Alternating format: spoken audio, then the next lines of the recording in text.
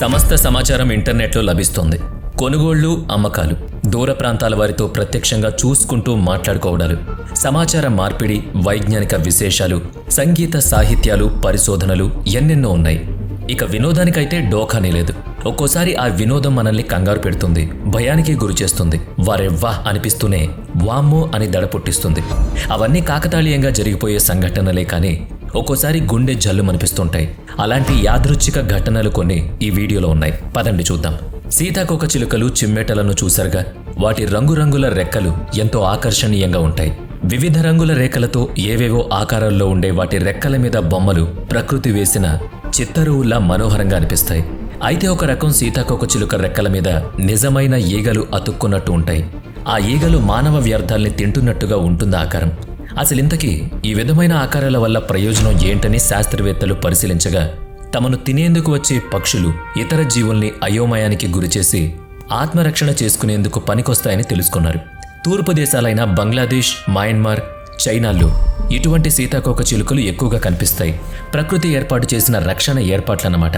ప్రకృతిలో అనేక జీవజాతులుంటాయి. అన్నిటినీ మనిషి తన అదుపులో పెట్టుకోవడానికి ఇష్టపడతాడు. కొన్నిటిని పెంపుడు జీవులుగా చేసుకుంటున్నాడు. మరికొన్నిటిని వేటాడి బంధించి వధించి ఆనందాన్ని పొందుతున్నాడు. అలా వేటగాళ్ల మూలంగా తరిగిపోతున్న జంతుజాతులు చాలానే ఉన్నాయని నివేదికలు కూడా వెల్లడిస్తున్నాయి.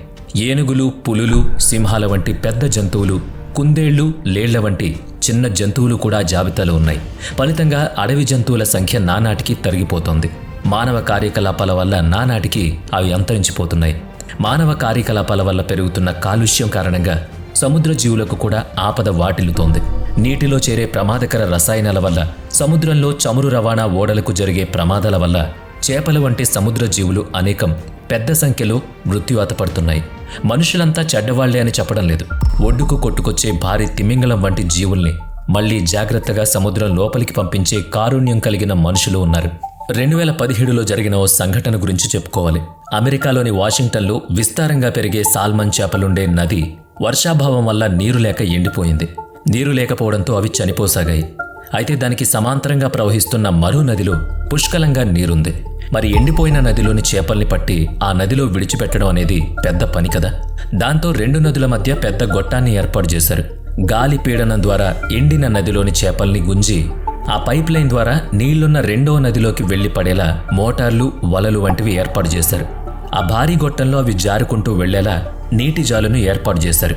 మొత్తానికి ఆధునిక సాంకేతికత చేపల ప్రాణాల్ని కాపాడింది.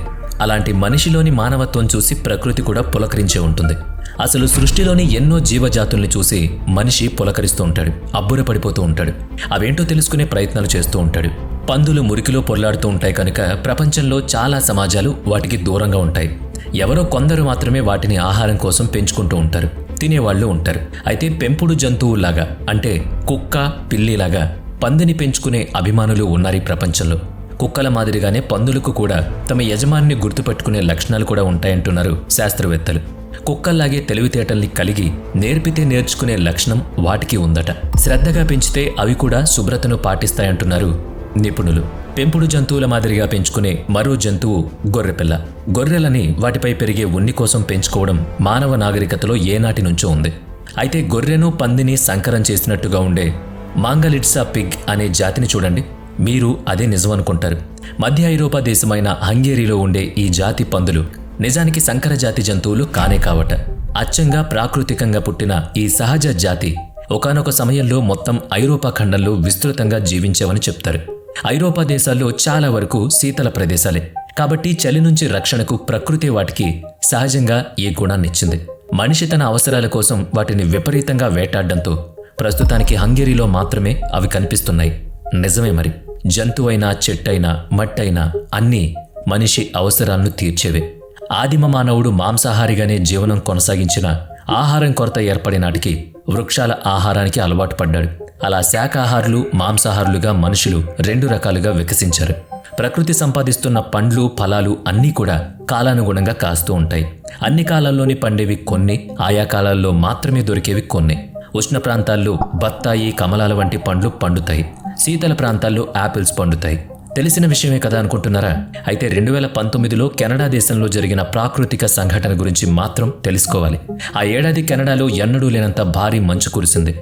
యాపిల్ పండ్ల తోటల్లో ఆ పండ్లను మంచు కప్పేసింది. మంచు పొర లోపలున్న యాపిల్ పండ్లు గాలి సోక్క ఎండి వడలి కుచించుకుపోయాయి. ఆ బరువుకు మంచు పొరకు దిగువన రంధ్రం పడి యాపిల్ పండ్లు నేలరాలిపోయాయి. అయితే యాపిల్ పండు ఆకారంలో మంచు పొర మాత్రం చెట్ల కొమ్మలకు చాలా కాలం అలాగే ఉండిపోయింది. చూస్తే అచ్చం చెట్లకు కాసిన మంచు యాపిల్స్ అని అనుకునే విధంగా ఉన్నాయి. ప్రకృతి చమత్కారం అలా ఉంటుంది. మరి మనం కూడా రకరకాల గిన్నెల్లో అచ్చుల్లో నీళ్లు పోసి శీతలీకరణ పెట్టెలు, అదేనండి ఫ్రిడ్జ్లో పెట్టి గడ్డకట్టాక తీసి వివిధ ఆకారాల్లోని ఆ మంచు ముక్కలతో ఆడుకునే ఉంటాం కదా. ఇక్కడ నేరుగా ప్రకృతే అలాంటి ఆకారాల్ని తయారు చేస్తుంది. ప్రకృతి మనిషికి చాలానే ఇచ్చింది. తినడానికి తాగడానికి ఎన్నో అమర్చిన ప్రకృతి మనిషికి ఉల్లాసం కలిగించే ఏర్పాట్లను చేసింది. ఊళ్ళో అయితే చెరువులు, కాల్వలు, నదుల్లో, పెద్ద బావుల్లో సైతం ఈతలు కొట్టేవారిని చూసుంటారు. మీరు మంచి ఈత నిపుణులు అయ్యుండి ఏ పట్టణంలోనూ ఉంటే వీలును బట్టి ఈత కొలనుకు వెళ్ళి ఉండొచ్చు. అయితే ఇప్పుడు జలవనరులు బాగా కాలుష్యం అయిపోతున్నాయి.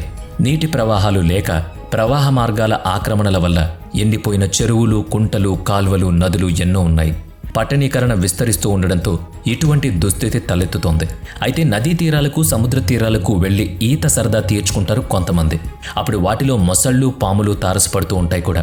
మొసలి సంగతి సరే, నీటిలోని పాములు విషపూరితం కాకపోవచ్చని అనుకుంటారు. కానీ నేల మీద ఉండే పాములు నీటిలోనూ ప్రయాణిస్తూ ఉంటాయి.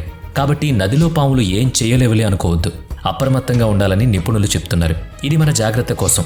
ఆ మధ్య నదీ నీటిపై నీళ్లు చల్లితే వింతగా పైకి ఉబికిన నీళ్ల వీడియో ఒకటి వైరల్ అయింది. 2017లో అమెరికాలోని ఫ్లోరిడాలో ఉన్న ఒక నదీ నీళ్లపై బకెట్తో తీసుకొచ్చిన నీళ్లు పోశారు. ఆ వెంటనే నీళ్ల అడుగున ఏదో పేలుడు సంభవించినట్టు ఆ నీళ్లన్నీ పైకి ఎగచిమ్మి మళ్లీ క్రిందకు పడ్డాయి. అలలు వెలువడ్డాయి. లోపల ఏదో భారీ జంతువు ఉందా అని కూడా అనుమానించారు. అయితే దాని వెనుక ఉన్న శాస్త్రీయతను కనిపెట్టడానికి విలేకరులు అక్కడికి వెళ్లారు. ఆ నదిలో సముద్రపు ఆవులుగా పిలిచే సైరీనియా అనే సముద్రపు జీవులున్నాయి. అవి శ్వాస తీసుకోవడానికి ఉపరితలానికి వచ్చి వెళుతూ ఉంటాయి. నదుల్లోనూ సముద్రాలను కూడా జీవించగలిగే నీటి జంతువులవి. ఒక్కసారి ఊపిరి తీసుకుంటే ఓ అరగంట వరకు అవి నీటి లోపలే ఉండగలవు. 1500 కిలోల వరకు బరువుండే భారీ కాయం కలిగిన ఈ సముద్రపు ఆవులకు నిజానికి బెరుకెక్కువ. చిన్నగా శబ్దం చేసినా పారిపోతాయి. అదిగో అలా ఒక వ్యక్తి బకెట్తో నీళ్లు పోయగానే దానికి అవి భయపడి చెదిరిపోగా నీటిలో కలిగిన అలజడి వీడియో తీశారు. అది విషయం. నిజానికి ఆ జీవులు మనిషికే కాదు, ఏ జీవులకు హాని కలిగించవు.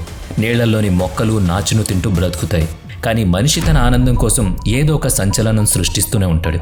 ఆ సాధు జీవుల్ని బెంబేలు పడేలా చేసింది కూడా ఓ ఆలుమగల జంట అని విలేకరులు ఆ తర్వాత పత్రికల్లో వార్తలు రాశారు. వార్తల్ని సృష్టించే సరదా ఉన్న మనిషి ప్రకృతిలోని జీవులకు హాని చేయకుండా ఉండాలని కోరుకుందాం. కొత్త విషయాల్ని అన్వేషిస్తూ విజ్ఞానాన్ని పంచుకుందాం. వినోదము కావాలి, కానీ అందుకోసం ఆరోగ్యకరమైన దారిలోనే వెళ్లాలని కోరుకుందాం.